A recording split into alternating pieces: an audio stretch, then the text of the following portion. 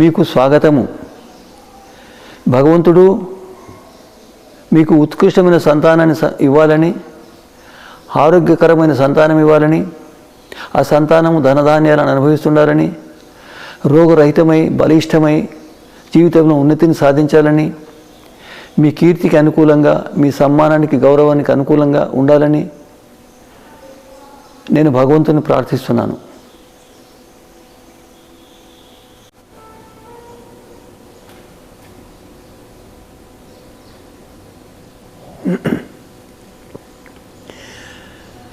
దివ్య మానవ నిర్మాణాన్ని రచించడానికి సిద్ధమైన గృహస్థులు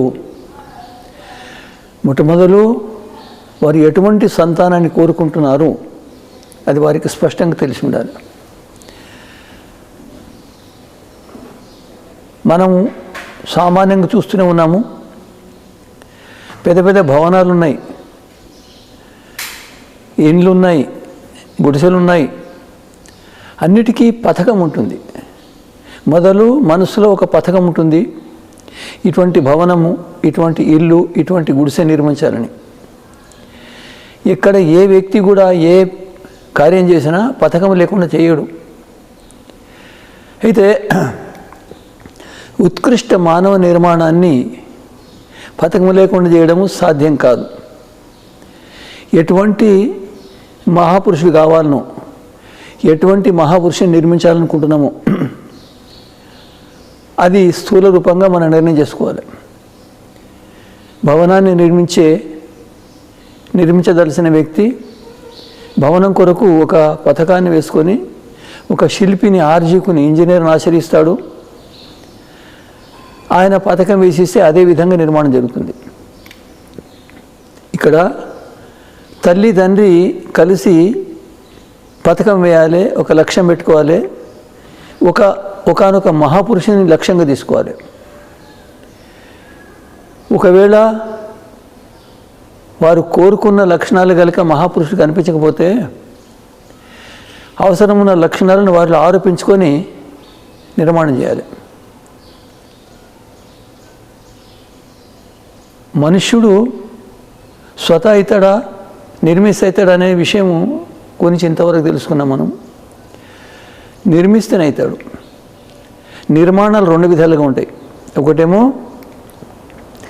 ఏదో గృహస్థాశ్రమంలో ప్రవేశించిండ్రు, సంతానమైంది అంతే, వారికి లక్ష్యం లేదు. లేదా ఈనాడు అనేక చదివిన వారి లక్ష్యం ఏమిటంటే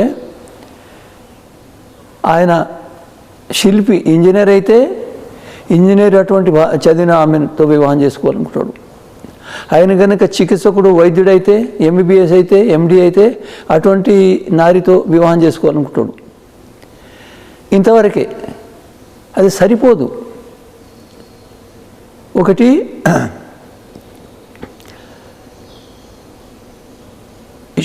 మానవుడంటే రెండు విషయాలు ఉన్నాయి. ఒకటి శరీరము, రెండోది ఆత్మ. మిగతాన్ని దీంట్లో సమావిష్టమైపోతాయి. అయితే ఇక్కడ మనము ఏమి శరీరం అంటే శరీరంలో అనేక అవయవాలు ఉన్నాయి. అతి విచిత్రమైన రచన. శరీరంలో అనేక విధాల నరాలు ఉన్నాయి మెదడులో. శరీరము ఎత్తు, వెడల్పు, పొడవు, మందము. రెండోది శరీరం నుండి అవయవాలు సక్రమంగా సరి అయిన అనుపాతంలో ఉండడము, సబలంగా ఉండడము, ఇంద్రియాలు తీవ్రంగా ఉండడము, ఇవన్నీ మనుష్యుని ఆహారం పైన ఆధారపడి ఉన్నాయి. ఆహారము, ఆచారము, ప్రయత్నం. మానవుడు తన సంతానాన్ని నేను ఇంజనీరింగ్ చదివించాను అనుకుంటాడు, చదవలేడు. అతనికి ఏమి తెలియదు. అతడు చదివి మంచి యోగ్యుడైపోతాడు, విద్యలో ఏదో ఒక విద్యలో యోగ్యుడైపోతాడు. కానీ అంటే అతనిలో గ్రహణశక్తి, మెదడులో గ్రహణశక్తి ఎంత ఉంటుందో దాన్ని బట్టి అతడు చదవగలుగుతాడు. ఒకటిది. రెండోది కోరిక. మస్తిష్కంలో, తలలో విద్యను చదవడానికి సామర్థ్యం ఉన్నా అతని కోరిక లేకపోతే అతను చదవలేడు. కోరిక వేరు, శరీరంలో ఉండే అవయవాలు, అణువులు అవన్నీ వేరు. అయితే మానవుడు అంటే రెండు విధాలుగా నిర్మించవలసి ఉంటుంది. పూర్తిగా శరీరము అంటే సమస్త శరీరము, దాని రచన, దాని దృఢత్వము, దాని అదుపాతము, అవయవాల పరస్పరము అవన్నీ ఆహారంలో ఉంటాయి. మనకే తెలియదు. మనం సామాన్యంగా చూస్తుంటాము, మనుషులు చాలా ఎత్తుగా ఉంటారు, సన్నగా ఉంటారు, లేక పొట్టిగా ఉంటారు, లావుగా ఉంటారు. అవయవాలు అనుపాతములు సరిగా ఉండవు. ఎంత ఎత్తు శరీరం ఉంటే అంతేలా ఉండాలి, ఎంత శరీరం ఉంటే అంతే అనుపాతంలో తల, భుజాలు, కడుపు, నడుము, ముఖాలు ఇవన్నీ ఉండాలి, చేతులు ఇవన్నీ ఉండాలి. ఉండకపోతే అది చూడడానికి అనుకూలంగా ఉండదు. చాలామందిని మనం చూస్తుంటాము, కొందరికి చేతులు చాలా చిన్నగా ఉంటాయి, చూడగానే కనిపిస్తాయి చేతులు చిన్నగా ఉన్నాయని. కొందరికి చేతులు పొడుగుంటాయి, చూడగానే కనిపిస్తాయి చేతులు పొడుగున్నాయని. కొందరికి తల పెద్దగా ఉంటుంది, చూడగానే కనిపిస్తుంది. కొందరికి తల చాలా చిన్నగా ఉంటుంది, చూడగానే కనిపిస్తుంది. అనేక అవయవాలను చూసినప్పుడు ఎదుటి వారిపైన ప్రభావం పడుతుంది. అయితే వాటిని సరి అయిన అనుపాతంలో చూసినప్పుడు మనుషునికి ఆనందం అనిపిస్తుంది. మనం చూస్తుంటాము, సరిగ్గా 6 అడుగుల ఎత్తు కలిగి అన్ని అవయవాల అనుపాతం సరిగ్గా ఉండి వారిని కనుక వ్యాయామం చేసి పైలవాండు అయిపోతే వారు చూడడానికి చాలా సంతోషం, ఇష్టమవుతుంది, కోరిక కలుగుతుంది, చూడాలనిపిస్తుంది. నిరంతరం ఎంత చూసినా ఇంకా చూడాలనిపిస్తుంది. ఏమిటంటే శరీరం ఉండే అవయవాల అనుపాతం సరిగ్గా ఉండాలి. పైనుండి కనబడే శరీరం అవయవాలు అనుపాతం సరిగా ఉంటే అది చూడడానికి బాగా అనిపిస్తుంది. తన చిత్రాన్ని తను అద్దంలో చూసి అతనికి సంతోషం అనిపించాలి, లేకపోతే అది మంచి ప్రభావం చేయదు. అయితే ఇవన్నీ పథకంలో ఉంటాయి. అతని రూపం ఏ విధంగా ఉండాలి, రంగు ఏ విధంగా ఉండాలి, స్వరం ఏ విధంగా ఉండాలి, ఇవన్నీ ఉంటాయి దాంట్లో.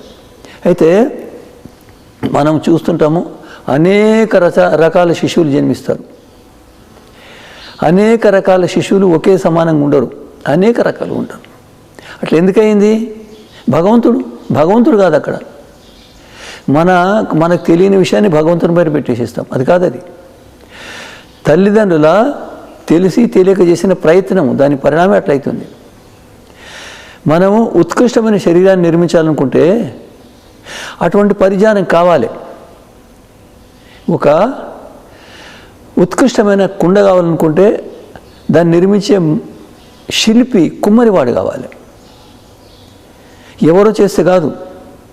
అయితే ఉత్కృష్టమైన సంతానాన్ని నిర్మించాలనుకుంటే దానికి కావలసిన సమస్త విద్య నేర్చుకోవాలి, పూర్తిగా నేర్చుకోవాలి. నేర్చుకున్న తర్వాత దానికి అనుకూలంగా ప్రయత్నం చేయాలి. ఎటువంటి మహాపురుషులో లక్ష్యం చేసుకోవాలి, ఆ విధంగా ప్రయత్నం చేయాలి. 1000 మంది మహాపురుషులు ఉన్నారు, అందరూ సమానంగా లేరు. భావాలు ఉత్కృష్టమైన, భావాలు పవిత్రమైన, భావాలు విశిష్టమైన శరీరాలు మాత్రం సమానంగా కనిపించవు. ఛత్రపతి శివాజీ మనకు కనిపిస్తుంది శరీరం, వారి జీవితంలో ఘట్టంగా కనిపిస్తుంది. జ్ఞాపకం లేదు, ఆయన సైనికులు ఒక మహమ్మదీ రాజును ఓడించినారని, ఓడించిన తర్వాత ఆ రాజభవనంలో ఉండే కన్యలను తీసుకురావడం జరిగిందని, వారు అందంగా ఉండరని తెలిసింది. అయితే అందమైన కన్యలను ఛత్రపతి శివాజీ ముందు మనం ప్రస్తుతం చేస్తే మాకు సమ్మానం లభిస్తుంది, బహుమతి లభిస్తుంది, సంతోషపడతారు అనుకొని వారి ముందు ఉంచినారు. అయితే తీరపారా ఛత్రపతి శివాజీ ముందుకు కిందికి చూసినాడు, చూసి చాలా సంతోషపడ్డాడు, బాధపడ్డాడు. ఒకవేళ మా తల్లి కనుక ఇట్లా అందంగా ఉండి ఉంటే నా శరీరం అందంగా ఉండేది బాధపడ్డాడు. తల్లిదండ్రులు ఇద్దరు కలుస్తారు. అయితే ఉత్కృష్టమైన స్వరూపం ఉండాలి. అటువంటి స్వరూపం కావాలంటే అటువంటి ఆహారం తీసుకోవాలి, ఆ విధంగా ప్రయత్నం చేయాలి. ఎవి కూడా స్వతహా రావు. భగవంతుడు ఇచ్చిండు, మేమేం చేస్తాము? భగవంతుడు ఎందుక ఇక్కడ? భగవంతుడి చేతులు లేదు. భగవంతుడు ఏమి చేయడు, చేసిన కర్మకు ఫలితం ఇస్తాడు. మీరు వ్యాయామం చేయకపోతే భగవంతుడు మీ శరీరాన్ని గట్టిగా ఉంచలేడు. మీరు వ్యాయామం చేస్తే భగవంతుడు మీ శరీరంలో రోగాలను ప్రవేశింపజేయలేడు. భగవంతుని పని కాదు. భగవంతుని క్షేత్రం వేరు, మనుషుల క్షేత్రం వేరు. భగవంతుడు మనకి ఇల్లు కట్టివ్వడు. భగవంతుడు మనకు భోజనం సిద్ధం చేసి ఇవ్వడు. అది మనుషుల పని. భగవంతుడు ప్రపంచంలో అనేక రకాల పదార్థాలను సృష్టించినాడు. వాటిని ఉపయోగించుకునే పద్ధతి నేర్పించినాడు. దాన్ని ఉపయోగించుకోవడం మన పని. మనం ఏం తెలుసుకోకుండా వాటిని ఏదో విధంగా వాడుకుంటుంటే అది దాని ఫలితం భగవంతుని ద్వారా వచ్చింది కాదు అది. అయితే ఈ విషయం గట్టిగా తెలుసుకోవాలి. భగవంతుని క్షేత్రం ఏది, మన క్షేత్రం ఏది? బలమైన, అందమైన, సరి అయిన అనుపాతం నుండి అవయవాలు గల మనుషుని శరీర నిర్మాణము మనం చేస్తాము, తల్లిదండ్రులు చేస్తారు, భగవంతుడు చేయడు. ఒకవేళ భగవంతుడు చేస్తే 1000 మందిని చూస్తే 1000 మంది శరీరాలు 1000 రకాలుగా ఉంటాయి. మరి భగవంతుడు అట్లా చేసినా భగవంతునికి ఏం పని లేదా? ఒకరి శరీరాన్ని బలంగా, ఒకరి శరీరాన్ని బలహీనంగా, ఒకరి శరీరాన్ని అందంగా, ఒకరి శరీరాన్ని కురూపంగా, భగవంతునికి ఏం పని లేదా? ఇవన్నీ మనము విషయాన్ని తెలుసుకోకుండా భగవంతుని పైన వదిలేస్తుంటాం. భగవంతుని పని కాదు అది. అయితే మీరు చూడండి, ఇప్పుడు పక్షులు ఉన్నాయి అన్నీ. ఇప్పుడు చాలా జాతులు నశించినాయి. పిట్టలు సమానంగా ఉంటాయి. పిట్టలలో ఏం భేదం లేదు. ఆ పిట్టలకు పిల్లలైతే పిల్లలు సమానంగా ఉంటాయి. ఒక 10 పిట్టలు కనుక కలిసి ఉంటే మనం వేరు చేయలేం. అవే చేసి ఆ పిట్టల ఆడ మగ 2 పిట్టలు కలిసి ఉంటాయి. ఏ పిట్టకు ఆడ, ఏ ఆడపిట్టకు ఆ మగ, ఆ విధంగా ఉంటాయి. అవి కలిసిపోతాయి, కానీ మళ్ళీ అవి గుర్తించుకుంటాయి, మనం గుర్తించుకోలేం. అన్నీ సమానంగా ఉంటాయి. అన్ని పావురాలు సమానమే. భేదం ఎందుకు మరి? తల్లిదండ్రులు చేసిన భేదం. ఎప్పుడు కూడా పక్షులు